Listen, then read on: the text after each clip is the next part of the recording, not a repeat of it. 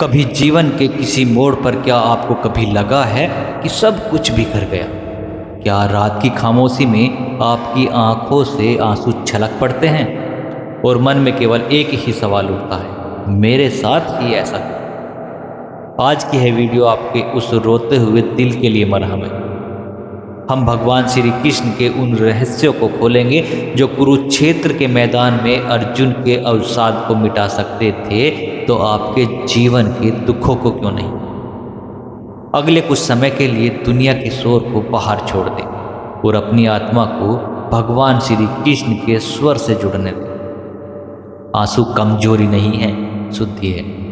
भगवान श्री कृष्ण के वचन, हे अर्जुन, तू उनके लिए शोक करता है जो शोक करने के योग्य नहीं हैं। हम अक्सर उन चीजों को खोने पर रोते हैं जो कभी हमारी थी ही नहीं। एक मूर्तिकार पत्थर को ठोकता है तो पत्थर से आवाज आती है मानो वह रो रहा, लेकिन वह प्रहार ही उसे ईश्वर बनाता है। आपके जीवन के दुख भी आपको गढ़ रहे हैं। रोना गलत नहीं है, लेकिन दुख में ठहर जाना गलत होता है। भगवान श्री कृष्ण कहते हैं, यह संसार दुखालम है। यहाँ दुख का आना स्वाभाविक है, पर उसमें डूबना अज्ञानता है। समय सबसे बड़ा मरहम। भगवान श्री कृष्ण के वचन हैं, परिवर्तन ही संसार का नियम है। जिसे तुम मृत्यु समझते हो वही तो जीवन है। एक राजा ने अपने मंत्री से कहा, दीवार पर कुछ ऐसा लिखो जिसे मैं खुशी में पढ़ूं तो दुखी हो जाऊं और दुख में पढ़ूं तो सुखी हो जाऊं। मंत्री ने लिखा, यह समय भी बीत जाएगा। आपका आज का रोना कल की मुस्कुराहट की खाद बनेगा।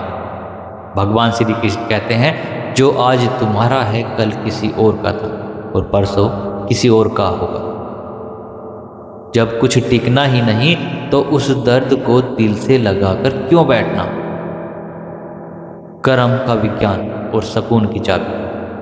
भगवान श्री कृष्ण के वचन हैं, सुकून तब छिन जाता है जब हम परिणाम को पकड़ने की कोशिश करते हैं। हम रोते हैं क्योंकि हमने उम्मीदें पाल रखी थी। यदि आप एक बीज बोते हैं तो आपका काम उसे पानी देना होता है। आप हर दिन मिट्टी खोदकर यह नहीं देख सकते कि जड़ें कितनी बड़ी हैं। अगर ऐसा करेंगे तो पौधा मर जाएगा, सूख जाएगा।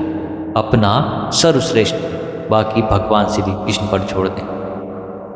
जब आप जिम्मेदारी भगवान श्री कृष्ण को सौंप देते हैं तो भार आपका नहीं, उनका हो जाता है। जुड़ाव ही पीड़ा की जड़। जी हाँ दोस्तों, भगवान श्री कृष्ण ने कभी नहीं कहा कि प्रेम मत करो, उन्होंने कहा मोह मत करो। प्रेम मुक्ति देता है और मोह बांधता है, इसलिए मोह मत करो। जब हम किसी व्यक्ति या वस्तु को अपनी खुशी का केंद्र बना लेते हैं तो उसके जाते ही हमारा दिल रोने लगता है। हर रिश्ते में भगवान श्री कृष्ण को देखें। जब आप अपने मित्र, माता पिता और साथी में ईश्वर का अंश देखने लगेंगे तो उनका बिछुड़ना आपको विचलित कभी नहीं करेगा, क्योंकि ईश्वर तो हमेशा आपके भीतर है। जब दिल रोता है तो वह एकांत मांगता है। लोग इसे अकेलापन कहते हैं और भगवान श्री कृष्ण इसे अवसर कहते हैं।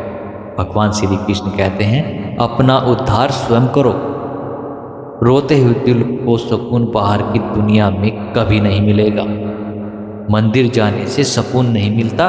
मंदिर में जो शांति महसूस होती है वह आपके अंदर के मौन का प्रतिबिंब है। अपने भीतर उतरे। जब द्रौपदी ने अपनी सारी ताकत से साड़ी पकड़ी तब भगवान श्री कृष्ण नहीं आए। जब उन्होंने अपने दोनों हाथ ऊपर उठाकर पुकारा, हे कृष्ण, मैं हार गई हूँ, तुम ही संभालो, तब चमत्कार हुआ। सुकून का सबसे बड़ा सूत्र, हे प्रभु, मैं थका हुआ हूँ, मुझे नहीं पता क्या सही है और क्या गलत है। आज से मैं स्वयं को आपको सौंपता हूँ। जिस क्षण आप यह समर्पण करते हैं, आपके हृदय का बोझ उसी समय हल्का हो जाता है।